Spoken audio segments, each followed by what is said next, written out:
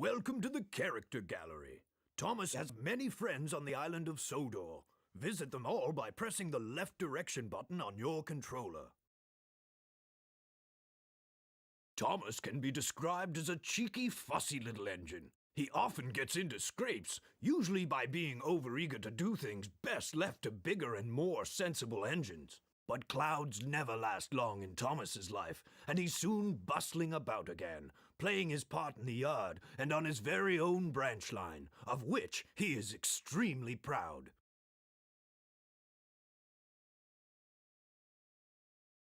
James is a medium-sized engine. His 6 driving wheels are not as big as Gordon's and not as small as Thomas's. He has a fine scarlet coat and brass dome and likes to think of himself as a really splendid engine. This can occasionally lead to highfalutin ideas about the sort of work suitable for such a noble creature. Invariably, they land James in trouble.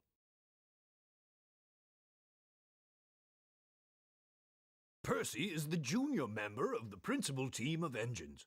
He's a happy little chap who's normally quite happy puffing around the yard, with no particular desire for adventure in the great world outside. He's always keen to oblige, a fact of which the other engines are apt to take advantage.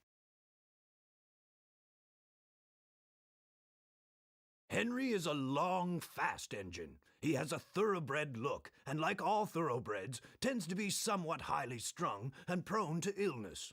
But he has his new shape now, and sympathetically driven, he'll give any engine a run for its money. Mavis is a feisty young diesel engine who works at the quarry. She's full of her own ideas and doesn't take kindly to advice. She has a lot to learn about trucks, but with Toby's help, she is learning to be a really useful engine. Gordon is the senior member of the engine family, the fastest and most powerful of my string, and he knows it. He's good-hearted, though, and always willing to forgive, and uses his superior strength to help smaller engines out of trouble. Duck is a cheerful and busy engine. He's only a small tank engine, but coming as he does from the Great Western Railroad, he'll stand no nonsense whatsoever from the larger engines who try to order him about. Edward is an older engine, but the most important thing about him is that he's kind. When the other engines misbehave, it's Edward that I turn to calm everyone down and restore order. Toby is old-fashioned, both in looks and outlook. Every engine, no matter how old, wants to be really useful, and having once nearly been scrapped, Toby is always happy to work. He's not above being temperamental sometimes, but since he works mainly up on an outlying quarry line, he can work off his moods without causing grief to anyone except his own faithful coach, Henrietta. Annie and Clarabelle were given to Thomas as a reward for being a really useful engine. They are much loved, but have both seen better days. Annie carries passengers. She is always pulled by Thomas and travels facing him. Clarabelle is a composite coach. She has one section for passengers and one for the luggage and the guard. Clarabelle always travels behind Annie, facing away from Thomas.